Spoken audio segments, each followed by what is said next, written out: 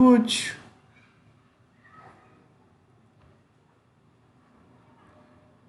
Começando a gravação aqui pelo Teams. Bom dia, Bruno. Também sofrendo com calor aí. Imagino. Bom dia, yes. Isso aí. Vamos começar. A gente vai mexer hoje com a próxima parte de matéria, que agora são ciclos a gás, certo? A gente vai começar com turbina a gás e já ir para ciclos combinados. Do livro, a sequência, primeiro passar pelos ciclos de motores, tipo, como é que fala? Motor Otto, motor diesel, motor dual, etc., para depois chegar em turbina a gás. Como vocês têm o TAI, e normalmente no TAI, como é que fala? Para esse período, o Rankine sozinho não serve, vocês têm que trabalhar alguma coisa a mais que ele. Então, normalmente, os ciclos combinados, eles são, vamos dizer assim, eles já são mais indicados para vocês poderem operar com eles, tá? Então, o que, que acontece? Eu inverti a ordem, a gente vai estudar a parte de turbina a gás e ciclos combinados primeiro, depois mexer com a parte de motores, mas basicamente o que muda dessa parte da matéria é, deixa eu ver, basicamente um ou outro processo que vai ter de um ciclo para o outro, certo? Vamos trabalhar essa parte de turbina a gás aqui, certo? Turbina a gás, certo? Normalmente elas tendem a ser muito mais leves, muito mais compactas que instalações de vapor. Isso porque durante a queima do combustível você tem uma liberação muito grande de energia e daí você não precisa de uma vazão máxima tão elevada, igual a gente tem nas usinas a vapor, para produzir a mesma quantidade de potência. Além disso, a gente ainda tem as temperaturas de operação do ciclo que são muito mais elevadas e nível de pressão também. Então isso facilita, né, para as turbinas a gás, né, produzirem muito mais potência e ser mais leves. Tá? Tem um tamanho menor, certo? Então, o que acontece é que normalmente essas aplicações de tipo turbina a gás, elas são bastante, como é que fala? Elas acabam se encaixando muito bem, né, quando a gente tem aplicações do tipo embarcado, como é o caso de turbinas para aviões, ou mesmo turbinas para algum tipo de instalação marítima, ou então embarcação, alguma coisa do tipo, certo? Justamente em função do nível de potência que elas vão acabar produzindo. Então é preferível se queimar, por exemplo, dentro de em um navio, por exemplo, você ter uma turbina dessa operando a diesel do que se tivesse um ciclo Rankine lá dentro para produzir potência. Tá? Então, o que acontece? Atualmente, as turbinas a gás, que normalmente são direcionadas para produzir energia elétrica, elas são quase que exclusivamente movidas a gás natural. A gente tem algumas outras turbinas que trabalham com mesclas de gás, certo? A gente tem microturbinas que operam com gás e aterro e outras aplicações do tipo, mas assim é bem incipiente em relação à quantidade de potência total produzida. A maior parte dessas usinas a gás, ela é basicamente a gás natural, certo? Só que quando a gente vem, como eu falo, o gás natural ele não vai ser só composto apenas por metano, a gente vai ter hidrocarbonetos mais leves também presentes ali. Então você vai ter etano, propano, etc., que acaba vindo junto, mas em sua maioria é o metano, certo? Aí o que acontece? Para os outros combustíveis, normalmente incluindo óleo combustível destilado, propano e gás a partir de aterro, etc. O singás, né, que é um gás de síntese, que ele é obtido basicamente por você gaseificar, né, o carvão, elas também podem ser utilizadas, tá? Mas normalmente para, vamos dizer assim, aplicações onde esses combustíveis aqui estão presentes e é mais, como é que fala? E o gás natural ele está mais ausente, certo? Então, em função do tipo de, como é que fala? De combustível que você tem presente naquela região, aí você escolhe trabalhar normalmente com gás natural, mas se você tiver dos outros, aí você usa os outros, tá? Então, o que acontece? As turbinas a gás, elas operam, né, basicamente não necessariamente como um ciclo, certo? Elas trabalham basicamente pegando o ar da atmosfera. Esse ar vai ser comprimido por um compressor, então a pressão e temperatura deles vão acabar aumentando durante esse processo, certo? E esse ar com maior pressão, maior temperatura, ele vai ser direcionado para a câmara de combustão, onde o combustível vai ser adicionado na câmara e ele vai ser queimado. Durante esse processo de queima, a pressão e temperatura vão aumentar bastante e na turbina a gás vai ter a expansão desses gases de combustão, certo?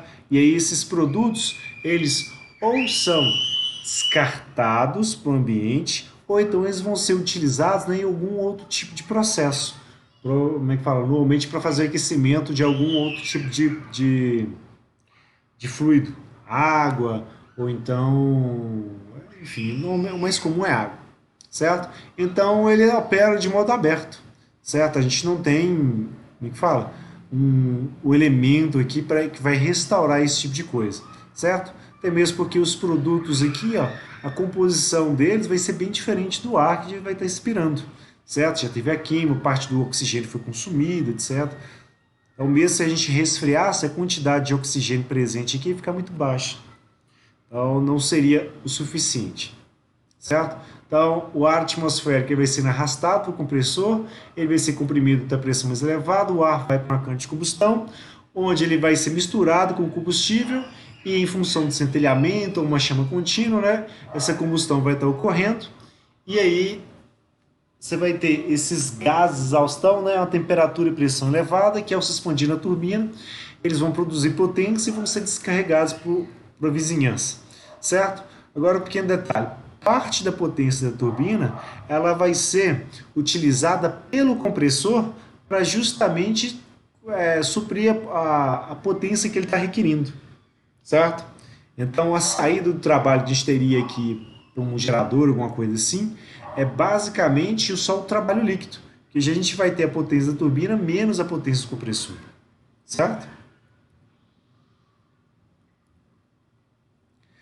E o que acontece? Para a gente poder estudar, entender direitinho, a gente vai modelar esses ciclos de turbina a gás, né, como se na verdade fosse um ciclo fechado, que é uma maneira teórica da gente poder trabalhando, né, mas para a gente poder aproximar os efeitos disso. Qual que seria a ideia? Nesse modo fechado, o fluido de trabalho ele vai receber um aporte de energia, ou seja, o ar que estaria sendo aspirado aqui ele não se misturaria com combustível, mas receberia, né, um calor que viria de fora. Isso acontece, isso realmente acontece para o ciclo de turbina a gás, quando a gente tem um combustível sólido, por exemplo, que a gente vai queimar e usa ele para aquecer o ar que acabou de ser comprimido, para depois passar pela turbina, certo?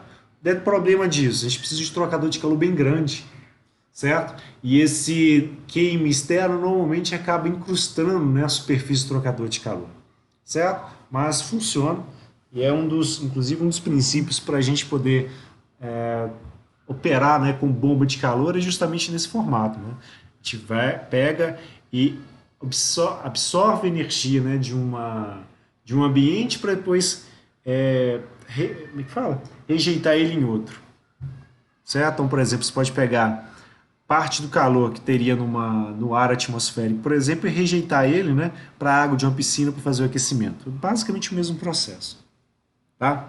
Mas qual que é a ideia? Neste caso aqui, ó, a gente não vai ter variação na composição, né, do fluido de trabalho. Se a gente tem ar aqui no compressor, é ar que vai estar circulando o ciclo inteiro. Se a gente tem hidrogênio ou hélio, o que quer que seja, ele vai estar simplesmente recirculando aqui, certo? Então, na hora que ele sai aqui da turbina, vai ser resfriado e retorna aqui para o compressor. Tá? E aí o que acontece? Nesse modo fechado, ele é basicamente uma idealização que a gente usa para fazer a análise de ciclos Brayton, certo? Que é a análise mais simples que a gente chama, que é a análise do tipo de ar padrão. Nesse tipo de análise de ar padrão, a gente assume algumas hipóteses. Primeiro, que o fluido de trabalho vai ser o ar, certo? E esse ar aí vai poder se comportar como se fosse, né, um gás ideal, certo? O aumento da temperatura que resultaria na combustão, ele vai ser realizado a partir de uma transferência de calor de uma fonte externa, então não vai ter mistura, né, do combustível junto do ar para obter a combustão em si, é como se fosse um aporte externo de energia, certo? E com uma análise a padrão, a gente pode basicamente pegar um processo que ele é bastante complexo do ponto de vista da mudança, né, das propriedades durante o processo de combustão, da variação das entalpias, das entropias, etc. E aí o que acontece? Ao invés da gente ficar fazendo um monte de conta, etc., a gente, nesse análise padrão, a gente vai ter uma análise bem mais simples, porém, né, os valores que a gente vai obter, eles vão ser relativamente próximos, né, ao desempenho, né, da instalação, certo? Não vai ser exatamente alguma coisa, mas vai estar relativamente próximo, certo? Por isso que ele fala, consegue fornecer indicações qualitativas de desempenho. Então não vai ser exatamente o que a gente espera que aconteça, mas já vai ser próximo o suficiente para a gente entender como que o ciclo funciona. E numa segunda etapa, a gente pode ir aumentando, né, o grau de dificuldade, né, pensando, o combustível vai queimar, então o que, que eu vou ter, que entalpias que eu vou trabalhar, certo?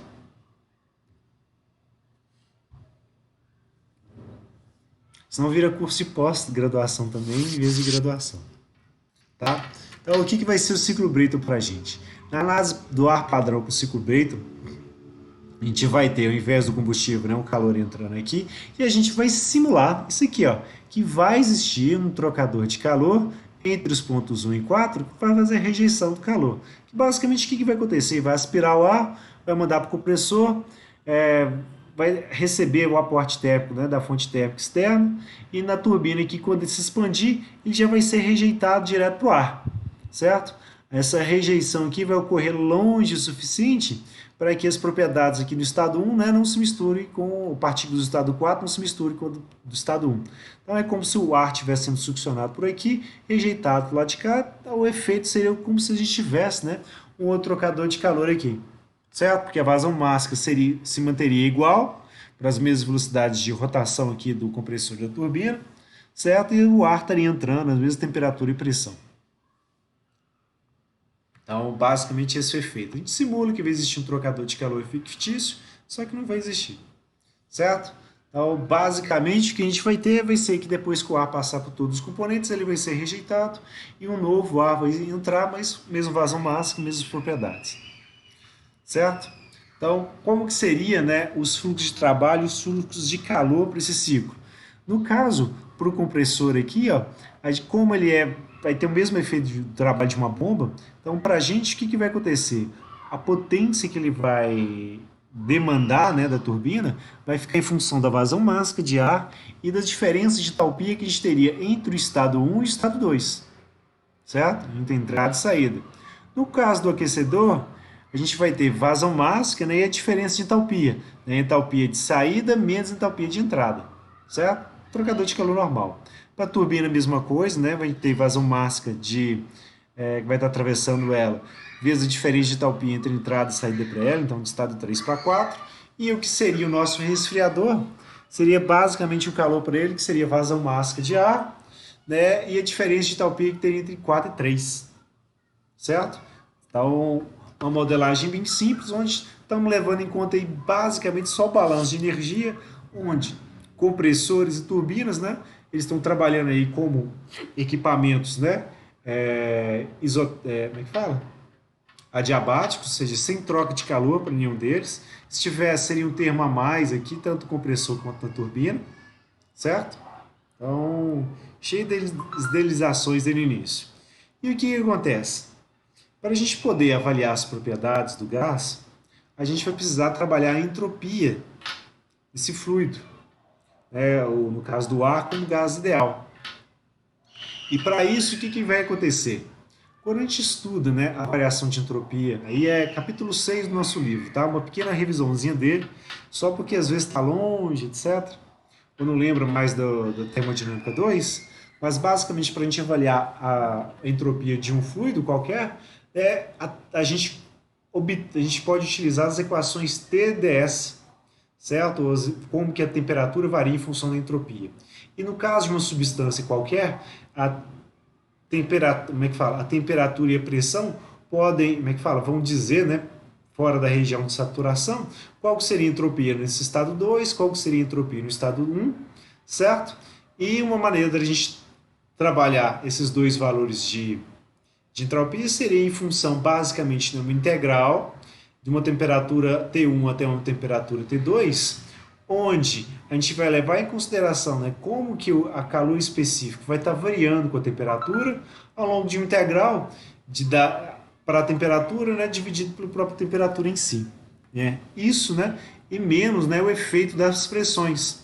Então vai ser menos o R, que vai ser a constante específica do gás, né, vezes o logaritmo da diferença de pressão. Certo? Esse aqui é capítulo 6, deveria ter sido visto para vocês lá na Termodinâmica 2, ou para vocês agora é só. Depende de currículo. Né? O currículo antigo é Termodinâmica 2, o currículo novo agora é só Termodinâmica. Mas está lá avaliar propriedades, né? Inclusive a entropia no capítulo 6.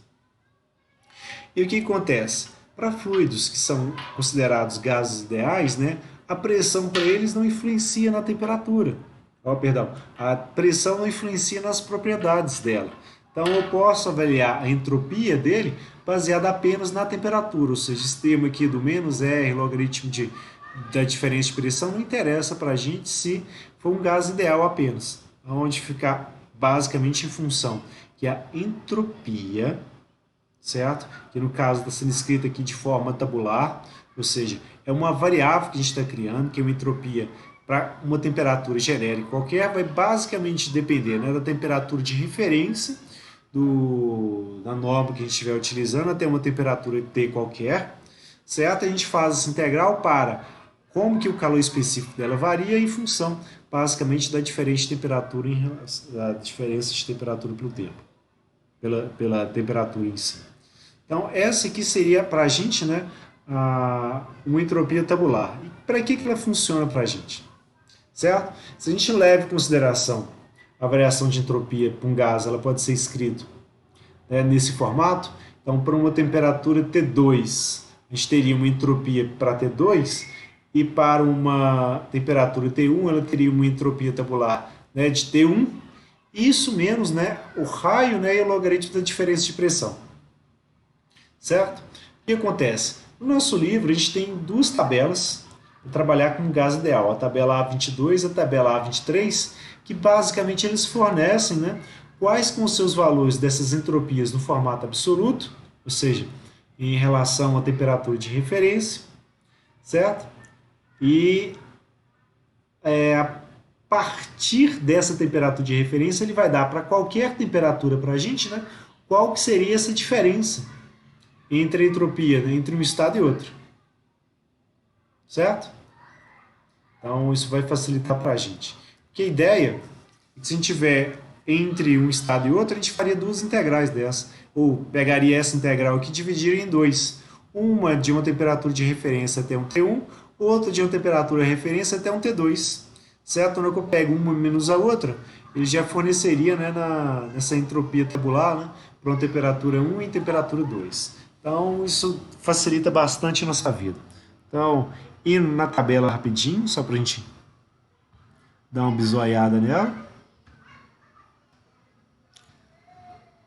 Dados assim, A22. Então, propriedades do gás, como gás ideal, são essas aqui. Então, ele vai fornecendo para a gente, em função da temperatura, qual que vai ser a entalpia, a energia interna, a entropia, e vai dar para a gente outros parâmetros aqui, ó. Pressão relativa, volume relativo, a gente vai ver o que significa cada um deles, certo? Mas esse é o tema. Certo? E a A23 aqui, ó, é propriedade para outros gases, né? Como gás ideal, dióxido de carbono, monóxido de carbono, vapor de água, oxigênio, nitrogênio, certo?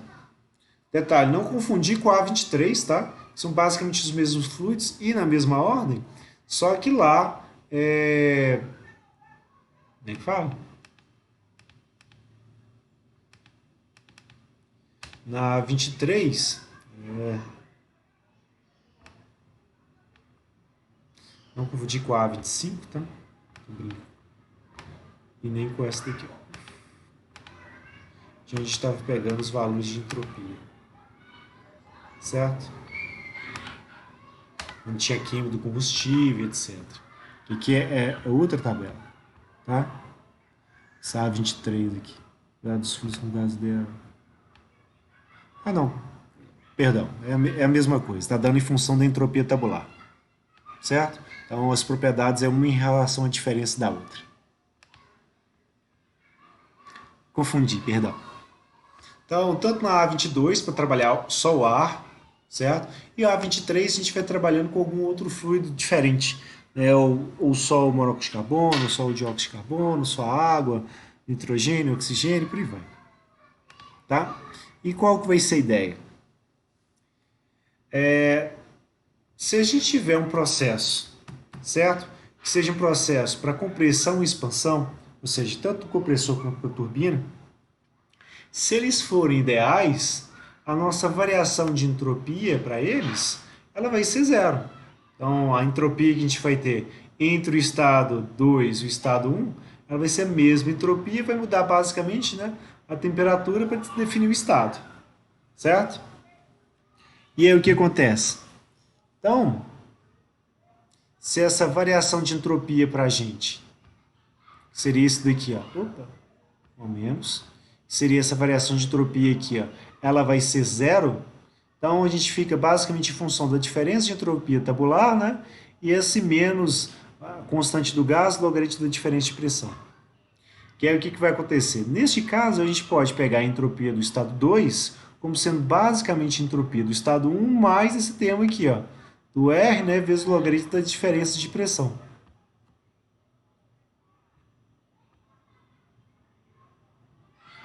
Se a gente também conhecer as temperaturas, então logo a gente também vai ter, né, basicamente, as entropias, né, para o estado 2 e entropia para o estado 1, se a gente souber essas duas temperaturas.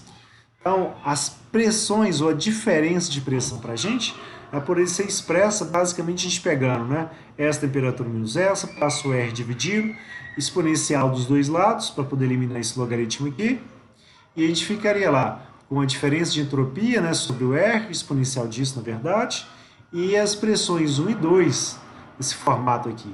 Ou, se a gente quiser, em função justamente das propriedades aqui da função exponencial, de ter um exponencial menos, um outro exponencial e ambos dividir por R, a gente poder trabalhar assim, ó. A gente teria o exponencial da entropia do estado 2 dividido por R, né, dividido pelo exponencial da entropia do estado 1 dividido por R. Esses valores aqui para a gente, ou essa razão aqui para a gente, ele daria para a gente basicamente uma relação entre o que a gente chama de pressão relativa, certo? Que esse PR2 aqui sobre o PR1. Então eu teria uma função que é basicamente exclusiva da temperatura, mas que ela estaria, né, dizendo como que seria, né, a relação também, né, entre as pressões. Então, no caso, a gente vai estar trabalhando com essas pressões relativas aqui, certo? E elas são funções basicamente da temperatura. Por isso que elas vão aparecer para a gente também nas nossas tabelinhas, somente aqui para o ar. Ai, sabe? Certo? Então, ele vai dar para a gente, ó, diferentes valores para esse PR, basicamente em função da temperatura, que é uma maneira da gente encontrar, né, a relação de pressão que vai existir, ou em função da diferente pressão, né, como que seriam as temperaturas, ou as temperaturas em função da diferente pressão, certo? E aí vai ser a pressão relativa e os valores delas vão ser tabelados para a gente. Então isso vai fazer com que, se a gente conhecer, né, a diferença de pressão entre um estado e outro, que a gente consiga estabelecer uma relação para a temperatura nele com a temperatura achar outras propriedades. Então isso vira uma técnica poderosa nesse formato.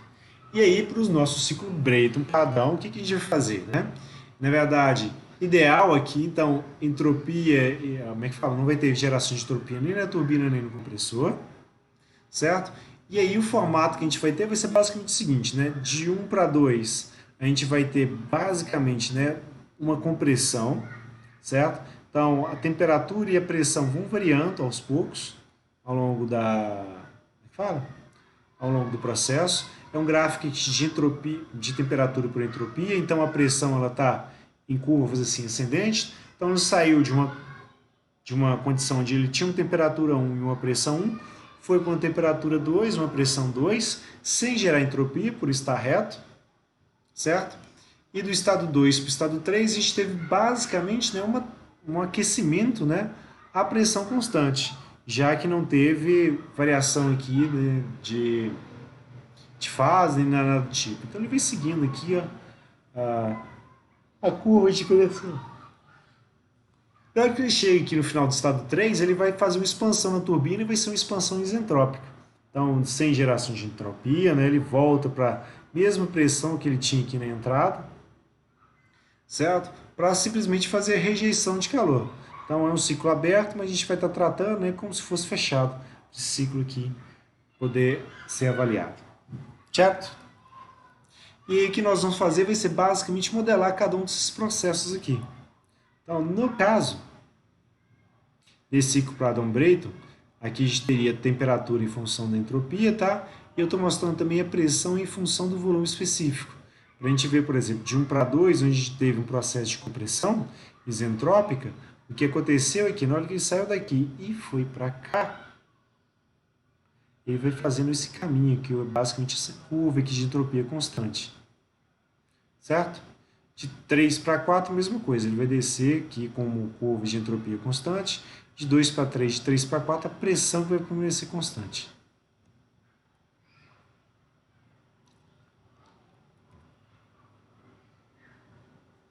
Certo? E para a gente poder fazer os nossos modelos, o que a gente vai fazer vai ser basicamente resolver esse primeiro exemplozinho aqui nosso. Tá? Então, vamos abrir para a gente o exemplo. Ele já está pronto. Vai facilitar para a gente. Então, o que a gente vai ter? Ele fala para a gente o seguinte, ó. Temos 5 metros cúbicos segundo de ar que estão entrando no compressor de um ciclo ar padrão Brayton. Isso aqui é uma vazão absurda, tá? É muita vazão. Então, ou deveria ser uma turbina muito grande, ou exercício de que falou simplesmente um exercício de livre mesmo, tá? Que é muito ar que está entrando. Normalmente vazões trabalham inclusive metro cubo por hora, para o valor da unidade ficar bonitinho, né? Não ficar com muita casa decimal. Certo? Então, esses 5 metros cúbicos por segundo de ar estão entrando no compressor de um ar padrão ideal Brayton, certo? Ele está entrando a 100 kPa, ou seja, quase 1 atm, certo? E 300 Kelvin, ou seja, 26,7 graus.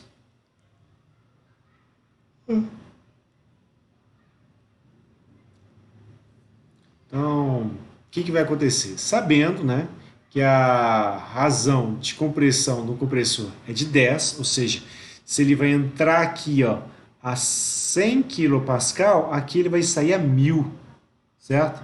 A pressão na saída do compressor vai ser 10 vezes, né, a pressão que ele vai ter antes dele. Então o compressor chega e comprime 10 vezes. Como é que fala? Para uma pressão que é 10 vezes maior que a pressão de entrada.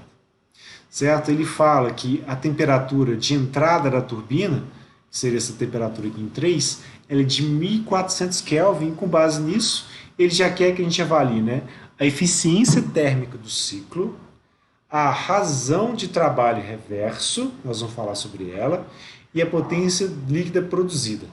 Tá? E o que acontece? Todas essas propriedades aqui a gente vai buscar basicamente lá no livrinho nosso. Então, como que a gente começaria?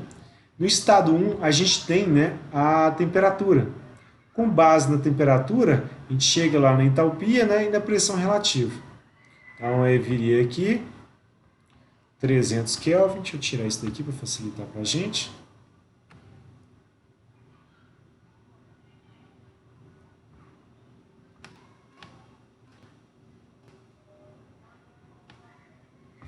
Tá vendo que eu parei?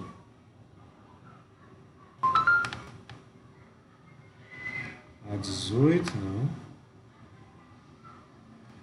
Eu peço quando sai do lugar, só que eu tirei o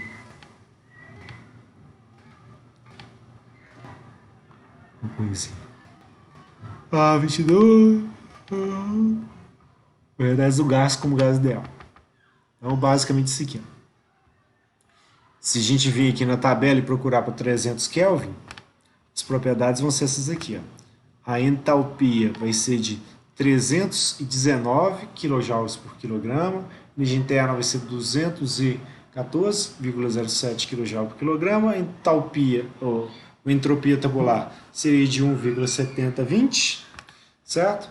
E a pressão relativa para a gente seria isso aqui, ó, 1,3860, certo? Volume relativo seria esse daqui, mas a gente não vai usar para esse problema aqui, o volume relativo. O volume relativo a gente vai aprender a mexer com ele lá no, quando a gente for estudar ciclo diesel, tá? Então o que acontece? Pegando essas propriedades aqui, ó, e colocando na tabela, só essas quatro aqui, o que acontece? A pressão do estado 1, ela vai ser, a pressão do estado 2 vai ser 10 vezes maior que a pressão do estado 1. Com base nisso, a gente vai pegar essa pressão relativa e vamos calcular qual vai ser a pressão relativa do próximo estado. Porque existe uma relação, né, entre, para gás ideal, quando você tem um processo que ele é isentrópico, que a gente acabou de deduzir. É justamente isso aqui, ó, ou essa relação aqui. Tá? Então, existe uma proporcionalidade entre, né, a razão das pressões dos estados, né, com essas pressões relativas. Então, com base nisso, a gente chega aqui e calcula, olha, minha pressão relativa para o meu estado 2, ela vai ser igual à pressão relativa para o estado 1, só passei essa pressão relativa daqui para cá, né, e igualei, né, a pressão em 2 sobre A1. A pressão do estado 2 é basicamente, né, de 1.000, e a pressão no estado 1 é de 100. Quando eu divido um para o outro vai dar 10, e a pressão relativa do estado 1 é essa aqui, 1,386, certo? Isso vezes 10 vai dar 13,68. E daí? Na nossa tabela, como as pressões relativas aqui vão ser função basicamente da temperatura, se eu achar uma outra temperatura que vai ter uma pressão que vai estar entre esses dois valores, a gente acha o valor da temperatura. Então, para dar 13, né, descendo aqui 200, 300, 700, por enquanto tem 2, oh, perdão, passei aqui. Ele dá um salto aqui, tá vendo? De 440, que aqui já praticamente seria outra página, certo? E depois ele volta para cá.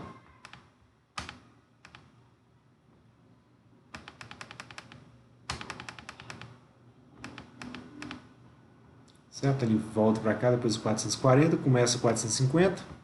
E na hora que ele vai descendo, a gente vai vendo, né?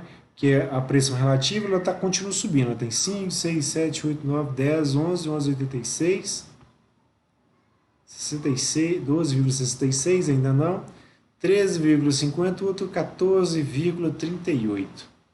Então, já dá para afirmar que basicamente o estado 2 deve estar entre esses dois estados aqui.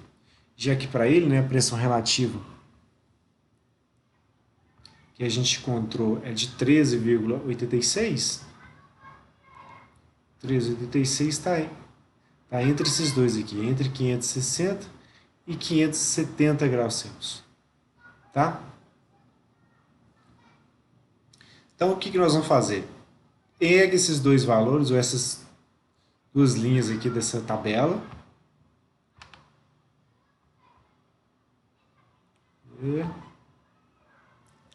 E já separa aqui para a gente poder fazer a integração. Então, aqui é 70, a entalpia é 575,59, a pressão relativa para a gente é 13,5, para T2 é 580 Kelvin, né, que vai dar a entalpia de 5.808,04 e um PR, né, de 14,86. Como está entre, né, simplesmente utiliza esse termo aqui para poder interpolar. Então, na hora que eu interpolo, acho que a temperatura vai ser de 572,75 Kelvin, certo? E a entalpia para a gente vai ser essa aqui, ó, 578,36. Então está dentro, né, da faixa entre um e outro, e a gente chegou nessa. Que aí agora, com essa entalpia aqui, ó, e esse PR aqui, agora a gente já tem o estado todo completo. Estado 3, a gente vai ter lá a, a nova temperatura. E como foi dada a temperatura, a gente simplesmente corre na tabela, pega os valores e substitui aqui. 1.500, 1.000.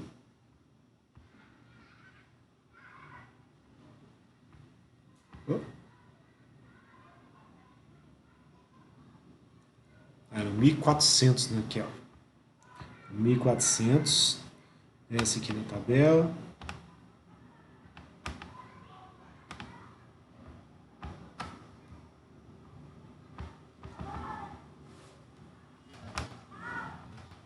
E vai estar aqui a 1.380, 1.400. Para 1.400, né, entalpia é esta, energia interna é esta, entropia é esta aqui, e o tchau, nossa pressão relativa vai ser esse aqui, de 450,5. Tá? Próximo passo para a gente, uma vez que a gente já achou os estados, né, das três primeiras, como é que fala? As propriedades dos três primeiros estados, é achar a propriedade do estágio 4. E para isso, o que vai acontecer? Se a turbina está comprimindo 10 vezes, quando o fluido sair da turbina, ele vai se expandir também 10 vezes, porque ele vai chegar na mesma pressão, né, que o compressor tinha, ou do ar tinha, né, antes de ele entrar no compressor. Então, para este caso, para a gente,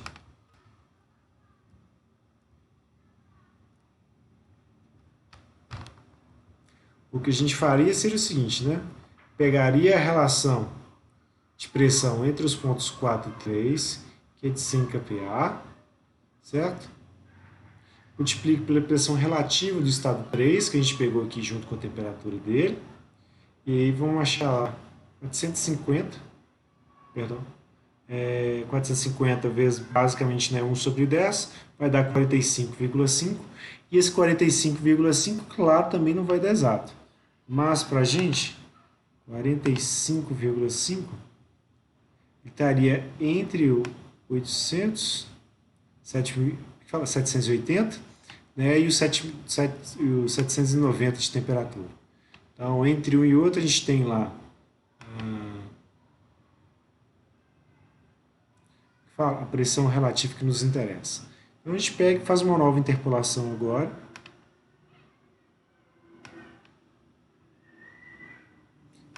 Isso. Certo? Então, pega de 780, pega de 790, as entalpias, as pressões relativas, interpola. Depois que interpolou, vai achar que a temperatura vai ser de 787, certo? Na saída da turbina, então uma temperatura bastante elevada ainda, certo?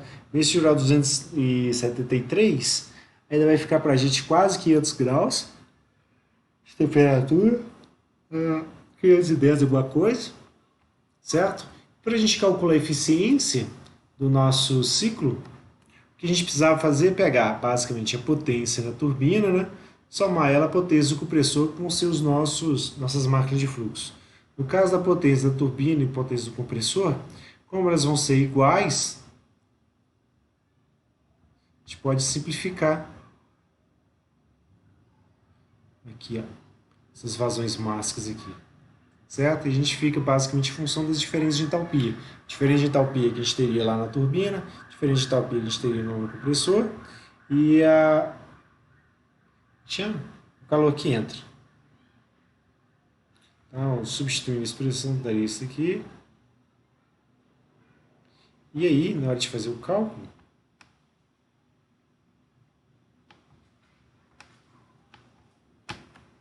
agarrando aqui, ó, na hora de fazer o cálculo, é basicamente substituir os valores das entalpias, né?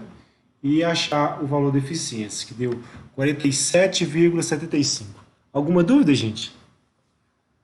Deixa eu pegar uma água para mim ali, tá difícil assim.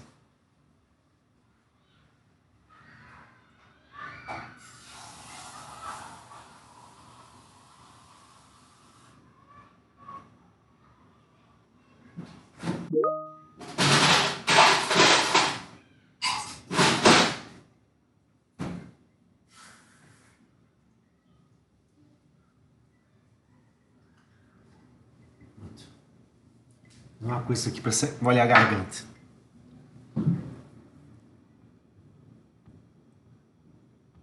Mensagem.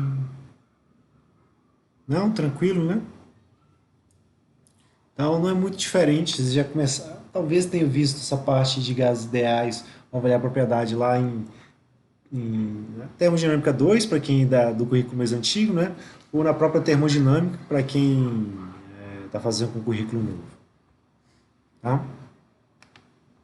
Então, é um exercício bem simplesinho para poder fazer. E essa foi a letra A dele. A letra B, ou na letra B, ele já pede para a gente, né, como é que chama? A razão de trabalho reverso. Essa razão de trabalho reverso é basicamente, né, a razão entre o trabalho do compressor, com o sinalzinho trocado, né, pela potência, né, na turbina. Então, pega a potência do compressor, com o sinal invertido, e a potência na turbina. Ou se preferirem módulo também dá certo. Tá? Então, o trabalho compressor vai ficar em função da variação de entropia dos estados 1 e 2, da turbina do estado 3 e 4, né? As vazões massas simplificam. Na hora que a gente faz essa conta, vai achar que essa relação aqui, ó, de 0,3935. O que isso quer dizer? Basicamente que o compressor ele está tomando para si 39%, né, da potência, né, que está sendo produzida na turbina.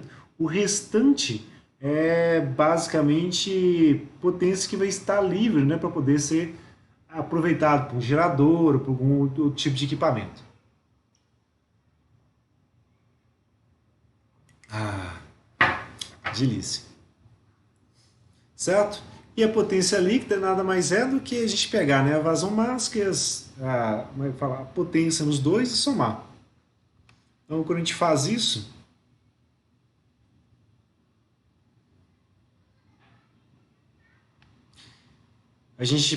as entalpias a gente tem, mas a vazão máxima aqui, nossa, ela foi dada para a gente como sendo uma vazão volumétrica, tá? Então eu preciso da propriedade para o ar, que no caso seria o volume específico, certo? Ou então a densidade. Na tabela nossa, olhando com mais detalhe, não tem, certo? Ela não dá para a gente o valor do volume, justamente porque o volume específico, no caso mesmo densidade, depende da pressão, certo? Mesmo para o gás ideal. Então, a gente vai calcular ele. E para fazer isso, a gente vai usar a lei dos gases, basicamente. Então, descendo aqui. Então, a vazão máxima para a gente vai ser basicamente a densidade vezes a vazão volumétrica, ou então a vazão volumétrica, né, dividido pelo volume específico, dá na mesma, né? Um inverso do outro. Certo?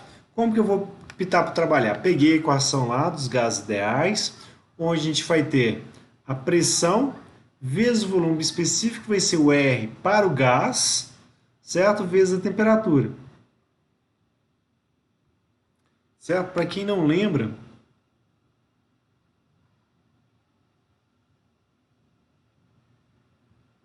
eu tenho isso pronto aqui, ó.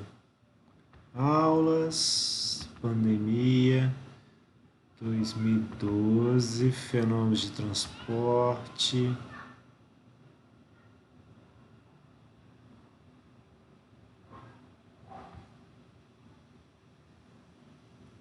Primeiro exemplo que eu passei para os meninos.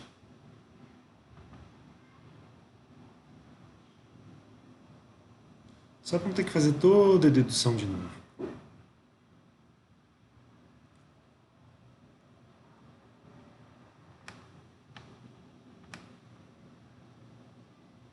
É esse aqui, ó.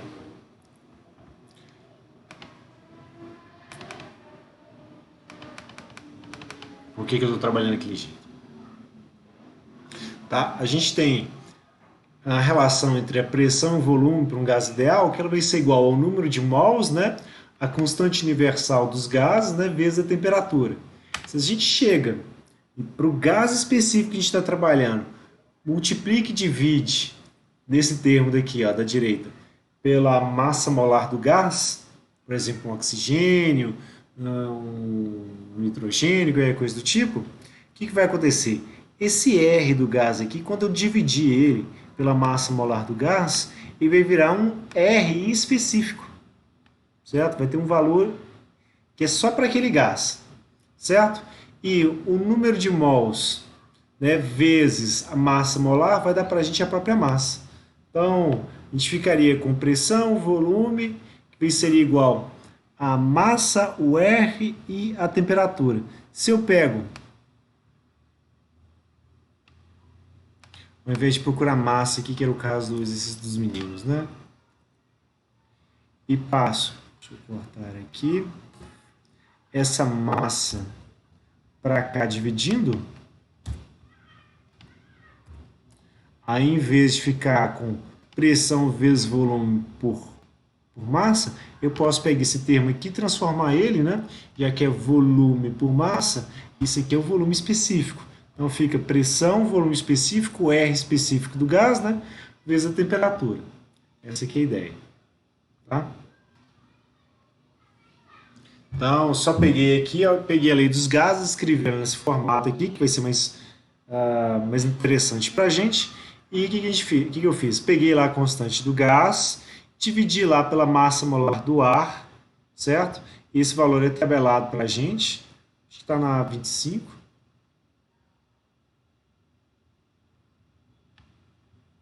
Na 24.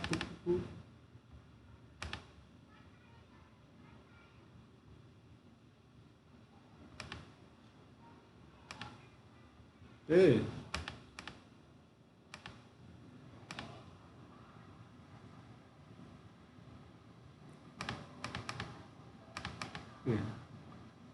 é.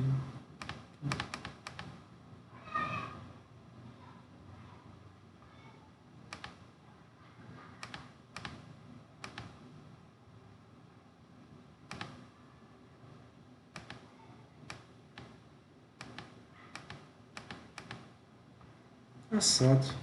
Deixa eu vir aqui. Perdi índice. A1.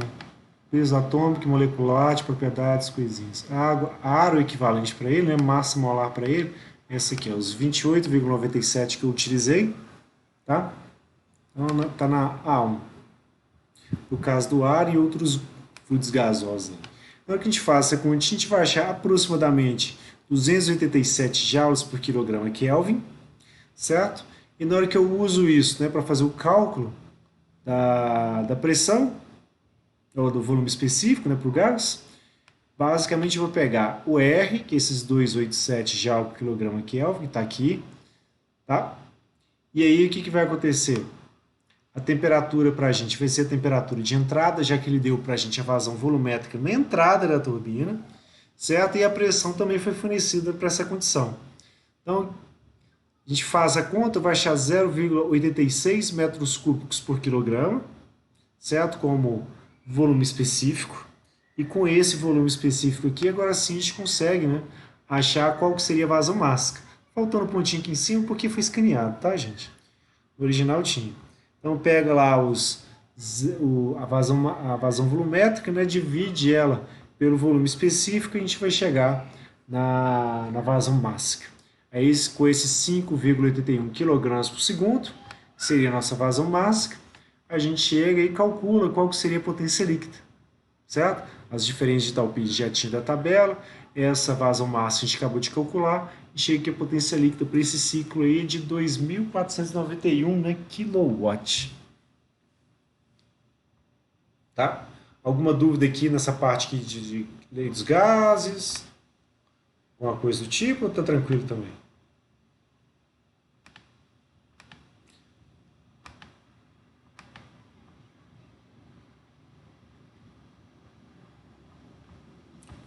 Ninguém falou nada, eu tô achando que tá tranquilo.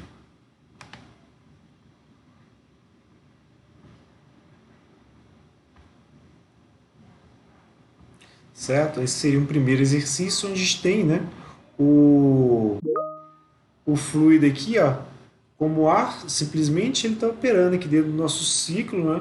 A gente calculou essas variáveis aqui para a gente. Deixa eu ver a mensagem de Yolanda. Yolanda, até agora está tranquilo. Não vai ficar muito diferente disso, então. Pode melhorar um pouquinho. Por exemplo, isso aqui, ó. Certo? A gente tem, é parecido um com o outro, né, em questão de dados. A gente tem a mesma vazão volumétrica aqui, de ar tentando compressor, né? Ele está às mesmas condições de entrada, então provavelmente a vazão máxima é a mesma, certo? Então já pode esperar lá os 5,81 kg por metro cúbico, certo?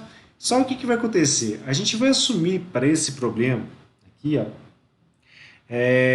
que o metano, né, ele vai adentrar a esse ciclo, a essa pressão aqui de 1000 kPa e 288 Kelvin, certo? Na câmara de combustão, e a gente vai assumir o valor do PCI do metano como sendo esse de 55,020 kJ por quilograma, e que a razão de compressão no compressor é de 10. Então eu estou entrando aqui, ó, a 100, vai sair aqui a 1000, que é a mesma pressão, né, do metano. Então eles vão se juntar nessa câmara aqui, a mesma pressão, e o metano vai queimar, né, junto desse ar que vai estar entrando. Certo? E que a temperatura na entrada da turbina é de 1400, pede te achar basicamente as mesmas coisas, né? Achar a vazão máxima de combustível, achar agora a potência líquida produzida, achar a eficiência do ciclo, e para a gente considerar que os produtos da reação, né, eles vão se comportar como se fosse um gás ideal, certo? Tudo bem que vai ter uma pressão mais elevada, mas a temperatura vai ser bem mais elevada. Então, pode ter essa consideração aí. O que a gente está fazendo? A gente está saindo desse modelo, né, absurdamente teórico, né, e tentando colocar alguma coisa um pouquinho mais real nesse segundo exemplo nosso aí. Deixa eu abrir aqui. Não é aqui, não é aqui. Semestre anterior. Aulas remotas. Então, tem apostado do Canvas. Assim.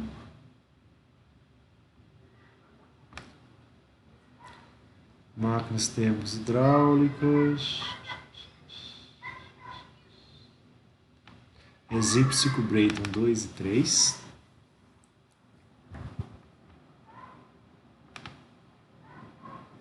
Para a gente poder trabalhar. Então, basicamente é o mesmo ciclo, tá? Ele vai estar passando pelos mesmos estados, né? Em um ele vai estar aos 300 kPa, em dois ele vai estar ele vai para o mesmo estado 2, já que o nível de compressão vai ser o mesmo, né? As propriedades vão ser as mesmas para o estado 2. O estado 3 basicamente depende da temperatura, então a entalpia já vai ser conhecida. No estado 4 a gente vai ter já a saída, né, do fluido basicamente nas mesmas condições. Então a gente repete as propriedades, a gente ia na tabela desse primeiro aqui, certo? Basicamente as mesmas propriedades, certo? De temperatura e entalpia, o exercício foi feito para isso, certo? Para servir como continuação ou trocar aquele calor para a gente estudar o efeito de ter um combustível aqui, certo? E vamos brincar com ele. Vazão máxima de ar que vai ter entrando vai ser a mesma vazão máxima de ar que a gente calculou no exercício anterior, 5,81. Então, o que acontece? No combustor, o que a gente vai fazer? A gente vai considerar que o aquecimento ele vai provir de um trocador de calor ao invés de uma reação. E a gente vai manter o uso das propriedades do ar como gás ideal, ou seja, sem pegar as propriedades que o ar teria e misturar com as propriedades, né, que a gente teria para um ar com menos oxigênio, né, e mais CO2 e água. Tá? Então, o que acontece? O balanço de energia que a gente vai ter no combustor vai basicamente depender, né, da como que a energia vai estar variando no tempo do combustor. No caso, vai ser regime permanente, então vai ser a mesma vazão máxima de combustível que vai ser mantida, mesma vazão máxima de ar vai ser mantida. Então, o calor resultante, né, do processo lá da queima ou do aquecimento, né, que a gente está modelando como, vai ser basicamente dado em função basicamente da variação, né, das vazões máximas e das entalpias que a gente teria. Então, o calor que vai ser fornecido pelo combustível vai ser dado em função basicamente da vazão máxima desse combustível, que multiplica o PCI dele, e a variação das propriedades fica em função da vazão máxima de ar para o estado para entrada, né? Como é que fala? Vazão máxima de ar vezes entalpia de entrada, que seria o estado 2. E no caso, para saída, além da vazão máxima de ar, a gente teria a vazão máxima de combustível. Porque eu vou ter, por exemplo, 2 quilos de ar entrando, vai entrar 1 quilo de combustível, então tem que sair 3 quilos. Não tem jeito de destruir a massa ali no meio e não vai ter fissão nem fusão nuclear. Tá? Então, neste caso aqui, a entalpia do estado 3 vai ter essa vazão máxima de combustível a mais aqui, certo? Como eu tenho vazão máxima de combustível aqui e aqui, o primeiro passo é o quê? Isolar essa vazão máxima de combustível, ela vai ter o PCI dela aqui positivo, a entalpia do estado 3 está aqui negativo, então vou deixar ela aqui negativa também, e aqui vazão máxima de ar. Eu tenho ela multiplicando aqui a entalpia de 2 positiva, e a entalpia de 3 negativa. Quando eu passar para o outro lado, vai trocar, por isso que a entalpia de 3 está positiva aqui e a de 2 está negativa. E aí, basicamente, a gente passa essa colchete aqui do PCI menos o H3 para cá, dividindo, certo? E detalhe, né? O PCI realmente é a mesma unidade, quilojoule por quilograma, certo? Então, tem importância a gente fazer essa continha, desde que o PCI esteja nessa mesma unidade que as entalpias, certo? E a gente acha uma relação entre a vazão máxima de combustível e a vazão máxima de ar. No caso, a nossa vazão máxima de combustível, fazendo essa continha aqui, vai dar de 0,10 kg por segundo. Ou seja, a cada segundo entrando 100 gramas de combustível ali junto daqueles 5,81 quilos de ar. Então, muito mais ar do que combustível, tá? Para operar com essa turbina. Isso porque se a gente estivesse operando com com uma reação estequiométrica, a temperatura aqui na saída na entrada da turbina fica tão alta que destrói a turbina. Literalmente isso. Tá? Teria que ser uma turbina de tungstênio para poder suportar uma temperatura tão alta. Certo? E aí o que acontece? Se essa aqui vai ser a nossa vazão máxima de combustível, para a gente calcular a nova potência líquida, a gente teria que lembrar que, poxa, para a turbina, eu vou ter uma vazão máxima um pouco maior, certo? Em função do que entrou de combustível, certo? Enquanto no compressor, a gente não tem a vazão máxima de combustível que entrou. Então, esse termo aqui vai fazer com que, embora as propriedades dos estados, né, 3, 4, 1, 2, sejam as mesmas e a vazão máxima de ar seja a mesma, em função dessa vazão máxima de combustível estar aparecendo, a gente vai ter um pouquinho a mais de potência sendo produzida. Certo? Agora a gente teria uma potência de 2.561,73. No exercício anterior era um pouco menor, certo? Era 2.241,04 kJ. E aí o que acontece? Se a gente avalia a eficiência desse mesmo ciclo, já que como é que fala? A potência não... Como é que fala? Já que a potência não... Como é que fala? O calor que entra para ele não variou, é a mesma quantidade de calor entrando, como a potência ficou um pouco maior, a eficiência dele vai...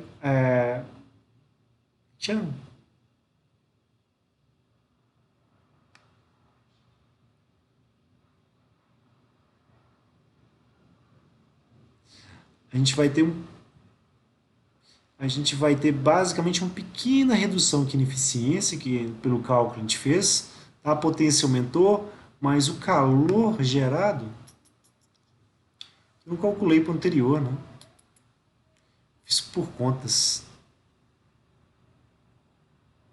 Teve uma pequena alteraçãozinha. Tá. Detalhes. Aqui, ó, para esse ciclo, por que a eficiência diminuiu, tá? Aqui para esse ciclozinho, a gente tinha só vazão máxima de combustível aqui, ó, para a vazão máxima de ar, né, para ser aquecida, para chegar até a temperatura de 1400. Na hora que o combustível entrou aqui a 290, houve a reação, parte da energia de reação também foi utilizada para aquecer vazão máximo de combustível. Então a potência na turbina aumenta em função da vazão máxima do combustível em si, mas a eficiência cai um pouco, certo? Por quê? A vazão máxima de combustível ela também tem que ser aquecida, não só de ar. Então o consumo, né, o calor que entra, né, para esse ciclo aqui fica ligeiramente maior. Então você tem uma redução da eficiência em função disso, certo? Então, em vermelho aqui, na análise, o combustível não contribui para sua entalpia, apenas a energia liberada na reação. Isso resulta em maior potência de entrada da turbina, porém menor eficiência devido ao aumento da vazão da turbina, que deve ser aquecida, certo? Então você tem mais vazão máxima para produzir potência, só que você vai ter que aquecer uma vazão máxima maior, né? Porque vai entrar vazão de combustível e vazão de ar, certo? Alguma dúvida nesse? Esse foi a continuação do primeiro, basicamente para fazer algumas alterações, né? Melhorar ele do ponto de vista ah, questão de praticidade, tá? É, ficar mais próximo de um real.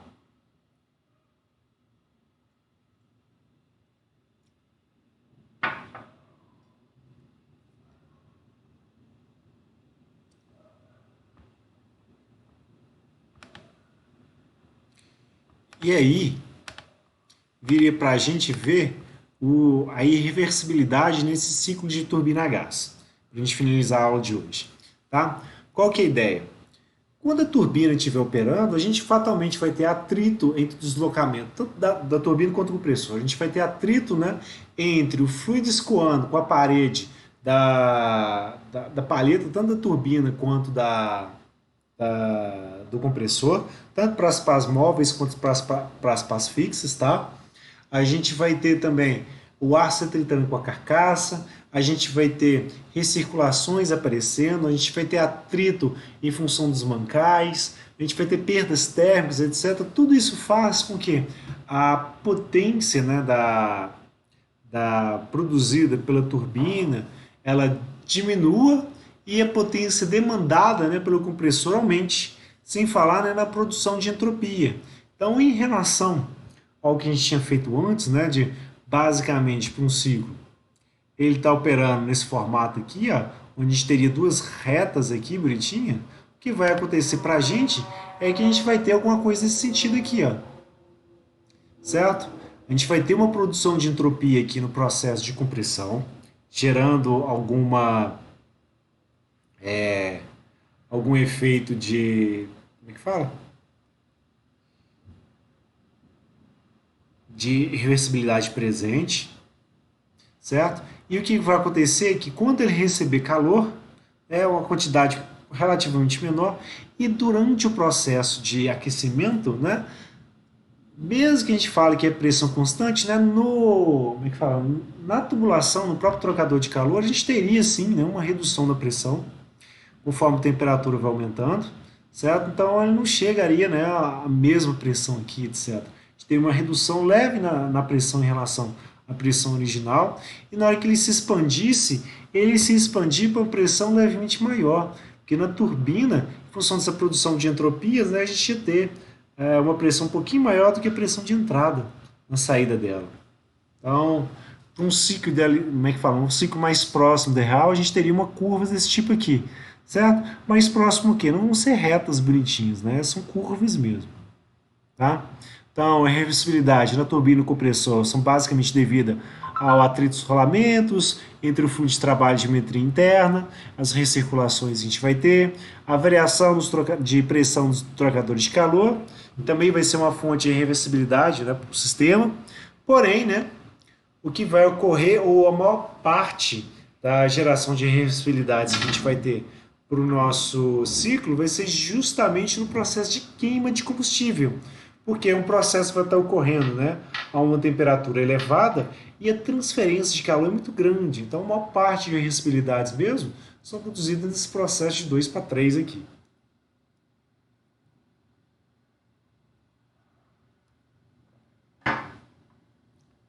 Certo? E como que a gente trabalharia, né, para um ciclo onde a gente vai ter irreversibilidades presentes? Que aí seria esse outro exemplo aqui para a gente.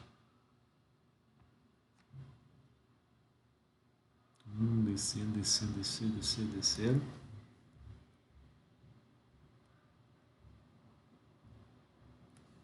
Já é outro.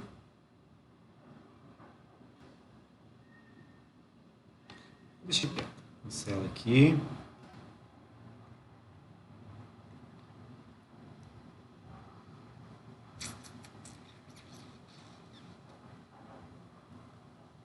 Brayton.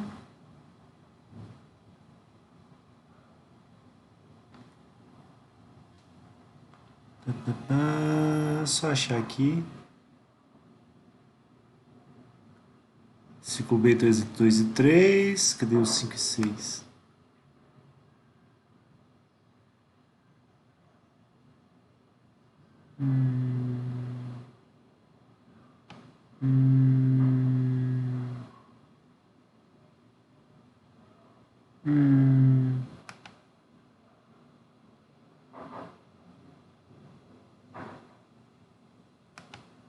Não tem problema não. Se não tá aqui, a gente faz.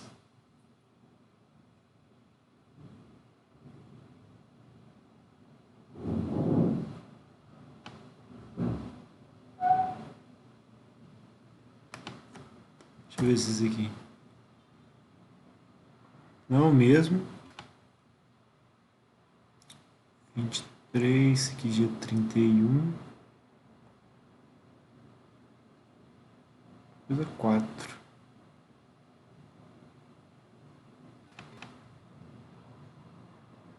Aqui dia do 5 combinado. Vamos ter que fazer. Bom, então vamos lá. Abrir uma nova página.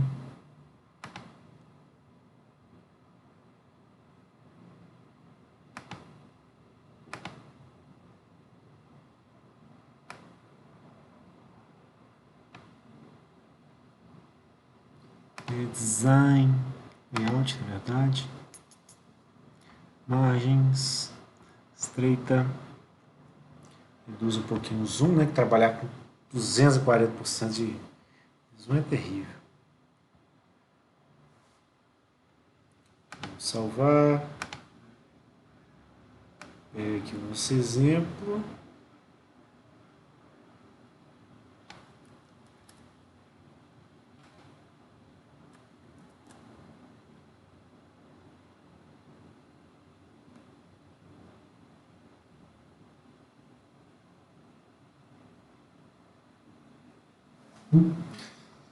Certo? E vamos lá, pegar, falar, figura, Ctrl C.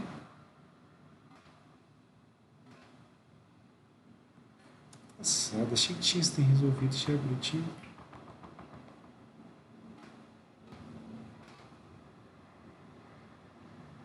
Quebra, traz o texto.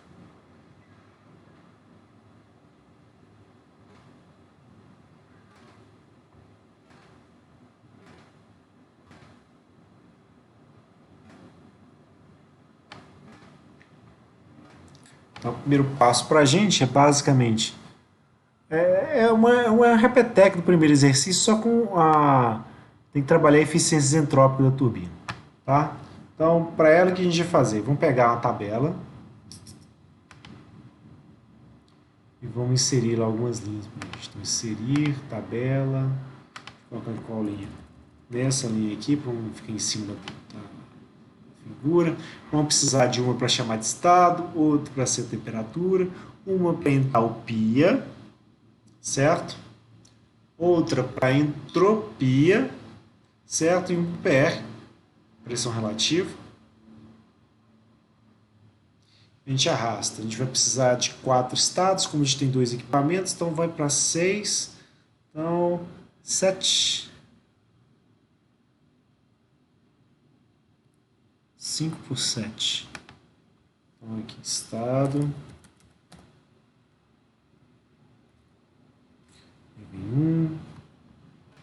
Deixa eu olhar para vocês. Quem gosta de escrever desse jeito assim é só o professor. 1, 2, 3. 2 ideal, né? 2 real.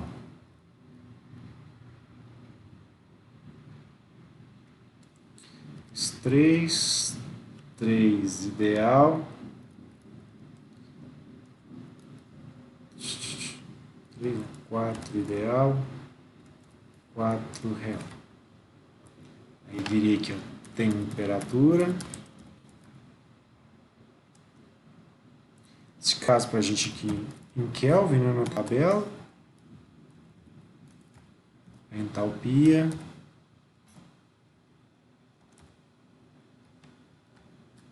Ah, não vou precisar nem da entropia, não. Só da entalpia. Em kilojoules por quilograma. E do PR.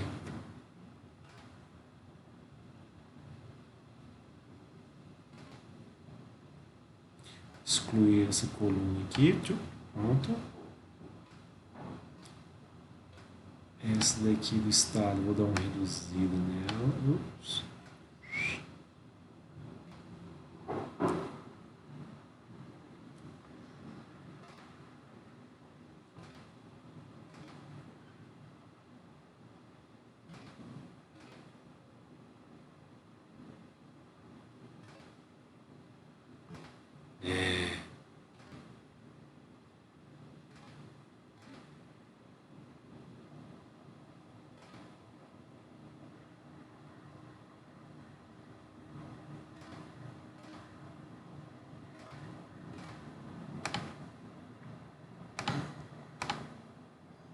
Tá bom. O que eu faço de um por um, né? Vou fazendo. Os estados ideais e os estados um e 3 a gente já tem eles prontos. Então a gente não vai recalcular eles não, é simplesmente trabalhar a partir deles. Tá? Então é só pegar aqui, prestar esses valores de uma vez. Tá? Dar um pitch screen aqui.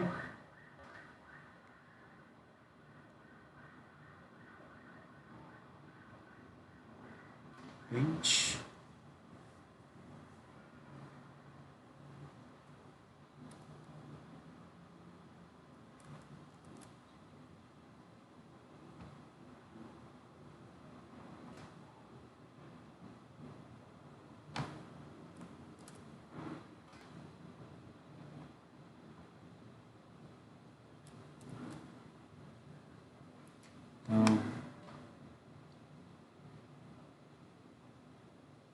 Então, do exercício anterior, a gente já tinha, né?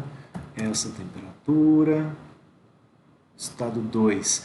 Essa aqui que a gente calculou em função do PR, ela já é sem gerar entropia, então já é um estado ideal. Então, é 527,7 aqui de temperatura para a gente, tá?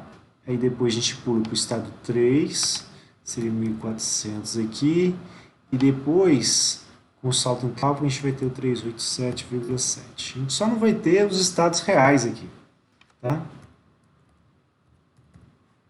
Porque o sem geração de entropia já é em função basicamente da gente trabalhar, né, eu achar o estado 2, em função basicamente da relação entre as pressões, né, e como que ficaria a pressão relativa para cada um deles. Então, 1,38,6, 13,86, 578,36, 155,42, opa, 5 aqui, pressão relativa aqui,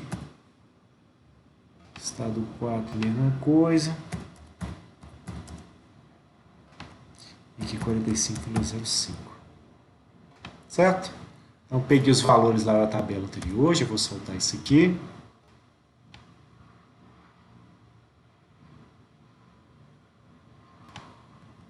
Colocar aqui ó, em negrito os valores do exercício, do exemplo 1.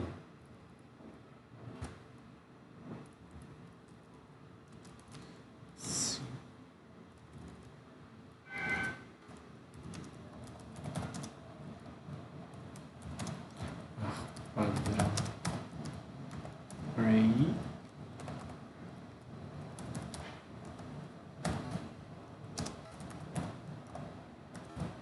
Ideal. esses estados aqui, ó, já tinha eles. E os outros a gente não tem. Tá? Os reais não.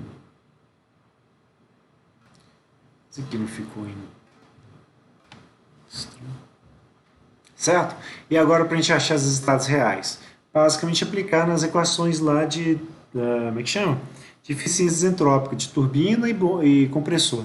Vai ser a mesma coisa, tá? Vamos vir aqui as nossas aulinhas anteriores. Pandemia, segundo, máquinas térmicas hidráulicas. Então continua acompanhando a gente, né? 5 ranking ideal.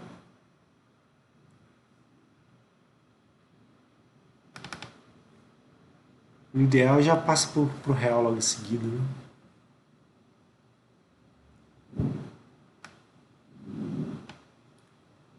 Ou não? Já tem aqui, ó.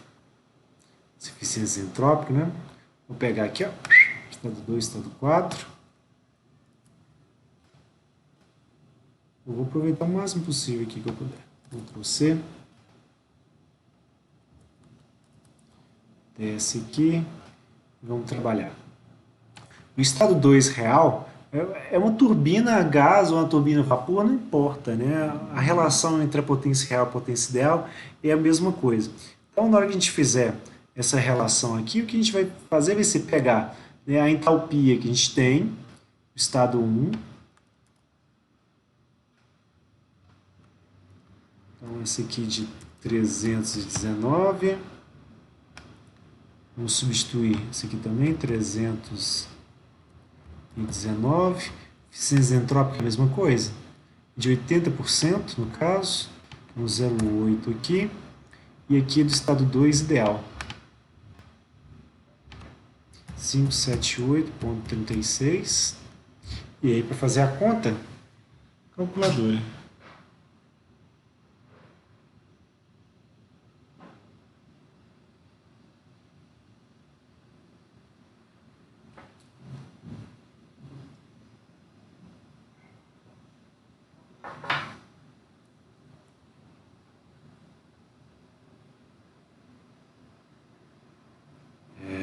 E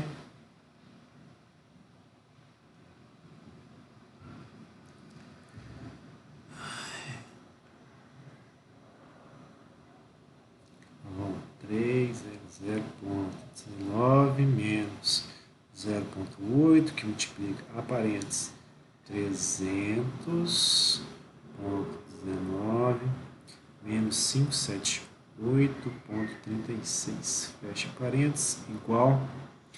Vai dar pra gente aqui, ó, 522,73 aproximadamente.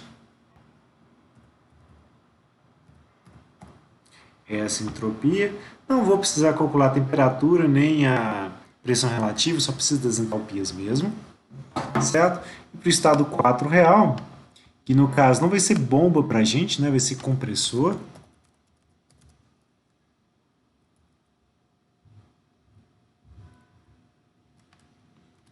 Então, só troca aqui que o efeito é o mesmo, tá?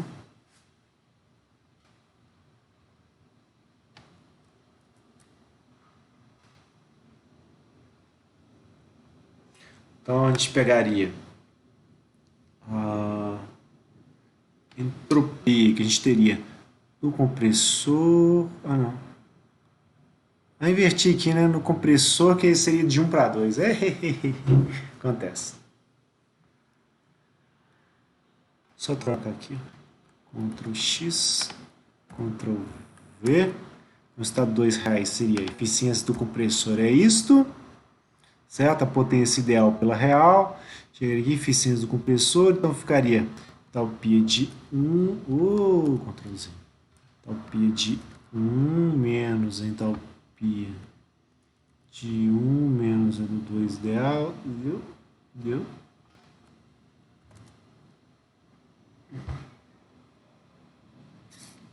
Entrada menos saída ideal para eficiência do compressor. Então a diferença vai ser que essas entropias aqui, ó, são essas, né? E a saída do compressor é esta.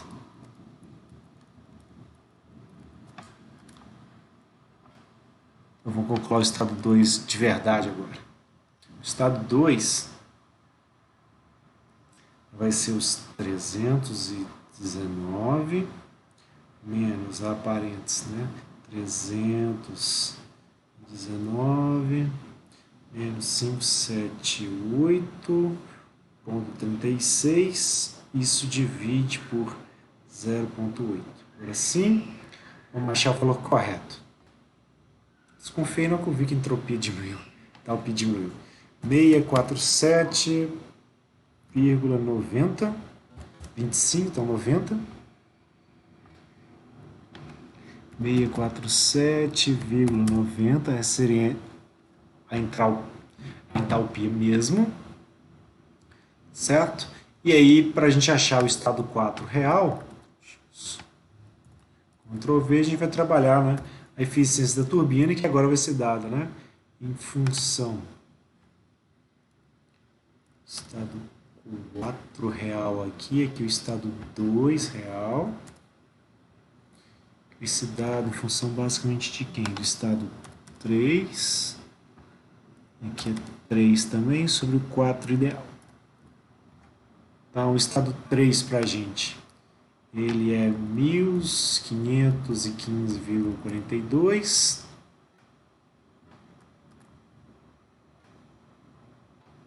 O estado 4 ideal são os 808,50. E aí, fazendo contas, né? 15, 15, 4, 2,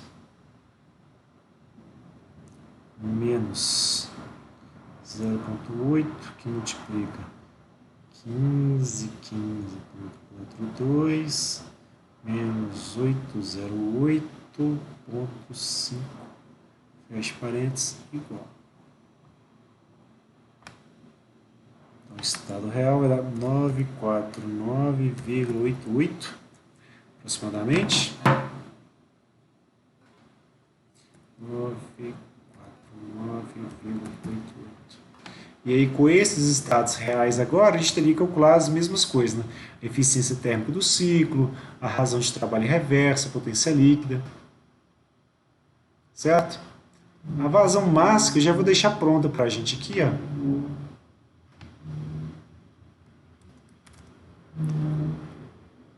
Porque ela não vai mudar, ela vai continuar sendo 5,81. Tá? Então, equação, ênfase, vazão máxima 5,81 kg por segundo.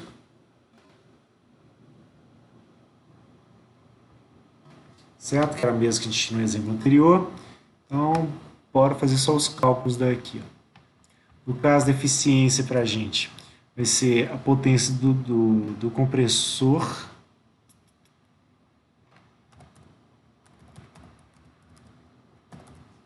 mais a potência da turbina. Então, no caso do compressor, vai ser esse daqui, Ctrl X, Ctrl V, só estou trocando aqui de lado, tá? Aliás, vou fazer assim não. Não vai mais atrapalhar que ajudar. Ctrl X, trocar a turbina aqui, ó, de lugar com o compressor, sai mais fácil para mim, que eu não preciso alterar nada aqui. Tá? E a gente vem e calcula a eficiência. Primeiros valores, né? Deixa eu pegar a tabela aqui, colocar ela bem próxima, para eu só dar Ctrl C, Ctrl V, os valores aqui.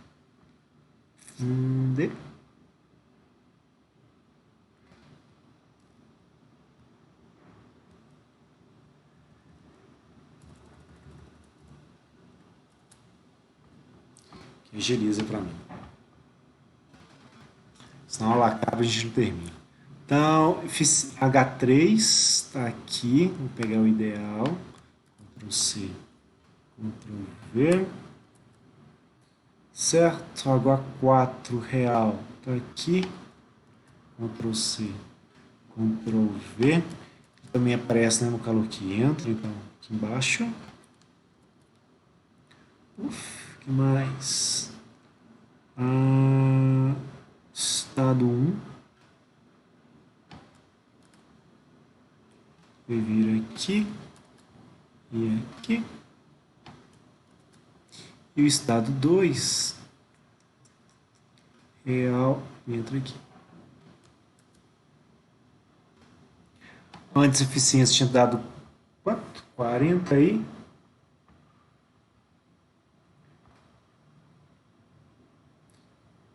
Tinha dado 47%. Agora vai dar menos que isso. Tá? Bem menos, na verdade. Então, contas agora. A gente vai ter 15,5,42 menos 949,88 mais 319 menos 647,9, certo? E a gente vai dividir isso por, abre parênteses, 300,19 menos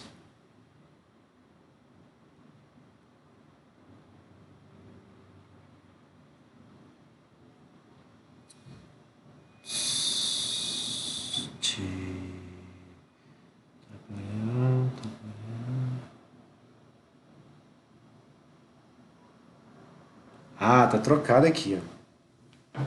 Certo? Na turbina, realmente, o 1 está relacionado com o calor que entra. Aqui, no caso, o calor vem andando para a gente entre o estado 2 e 3. Certo? Então, ele vai ser H3 menos H2. Então, H3, Ctrl Z, menos o H2. Real, claro.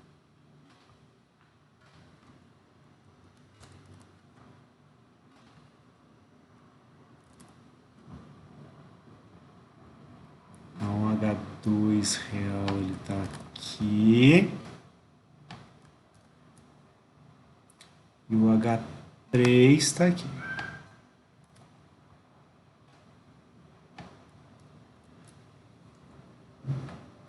Certo? Então, bora aqui. Vai dar 15,42 menos 647,90. Fecha parênteses. Vai dar 25.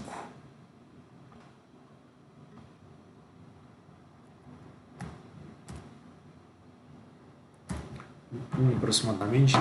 Então ele foi para 25% de eficiência.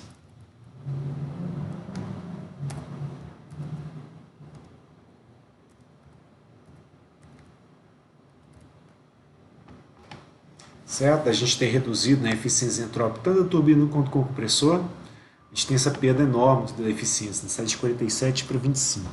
Praticamente perdeu metade da eficiência, né? A gente considerou as eficiências entrópicas na turbina e compressor como de 80%. Certo? Outra coisa que ele está pedindo para a gente, né, é, de novo, né, a razão de trabalho reverso, para a gente ver como isso fica. Então, no caso da PWR para a gente, ela vai ser basicamente, né, a potência, no caso do compressor,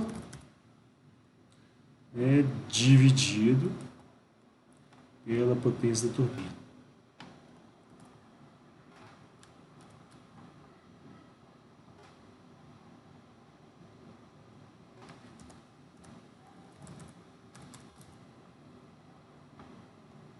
A potência do compressor vem com negativo aqui.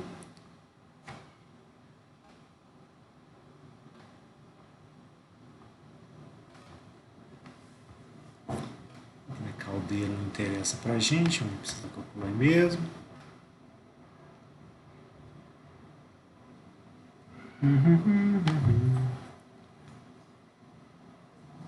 Então isso daria para a gente Tirar isso daqui, tá só atrapalhando.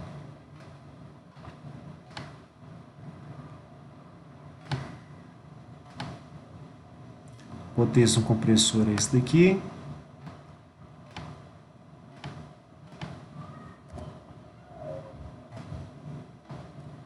Ctrl C, Ctrl V. Potência na turbina é esse daqui. Então, vazão máximo vai cancelar, porque nesse exemplo, né, a gente não vai ter combustível entrando, é só um calor que entra mesmo. É o caso do anterior, igual a gente teve o metano entrando.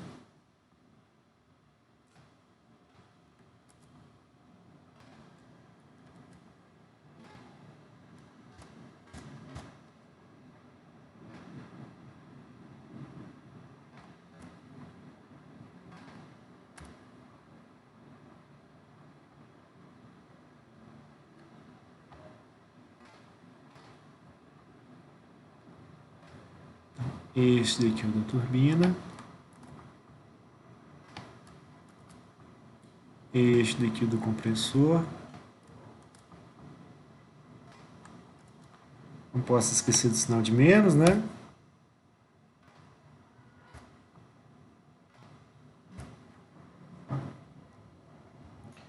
Chega lá. 300,19 menos 647,90. A gente vai dividir por 15,15,42 menos 949,88.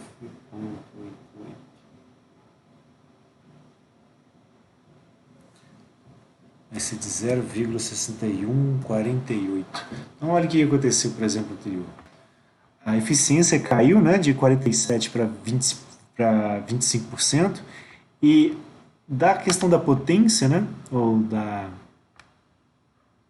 razão de potência entre turbina e compressor, esse BWR para a gente,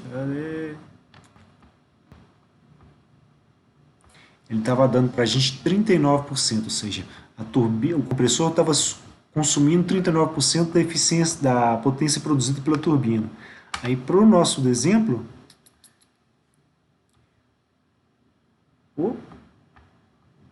aqui, ó, ele está pegando 61%, né, da potência produzida na turbina. Então, a reversibilidade, né, acaba afetando bastante, principalmente pelo WR, a eficiência em si. E a última coisa que ele quer é a potência líquida produzida. Então, bora fazer isso.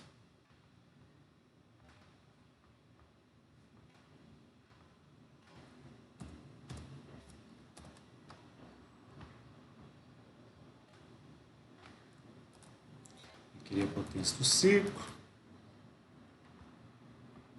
E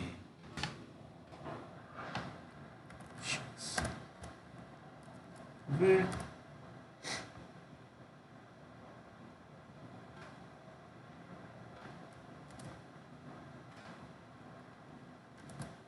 Certo? Já vou colocar nesse formato aqui, ó.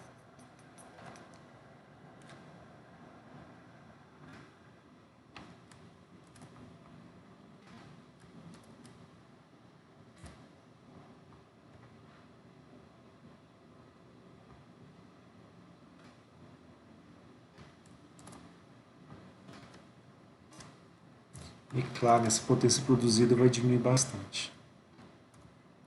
Vai dar 5,81 kg por segundo, né, que vai estar multiplicando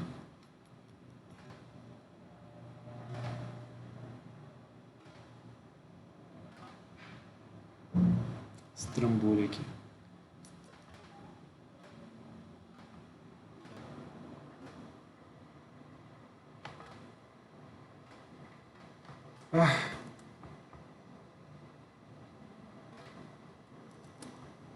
Eu tiro o denominador e sim, fica mais fácil para mim. X.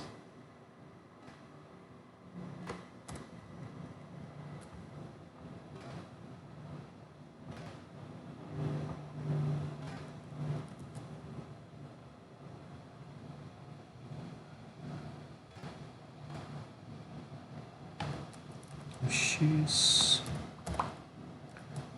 V.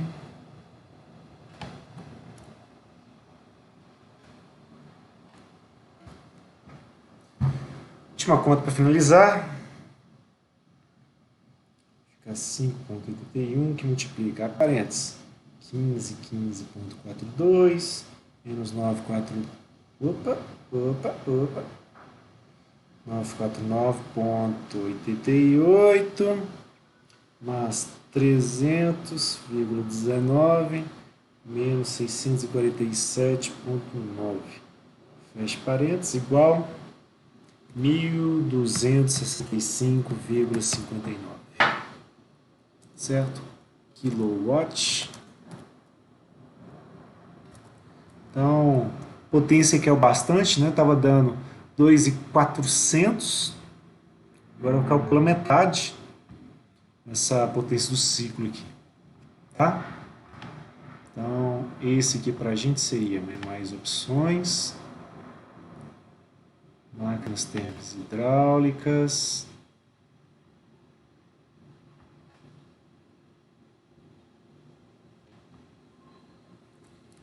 Exemplo de ciclo Brayton com irreversibilidades. Esses arquivos que a gente usou na aula de hoje, já vou postar ali para vocês, tá? E já vai ficar disponível para vocês aqui na plataforma também. Tudo bem, gente? Alguma última dúvida? Alguma coisa no CIS em si?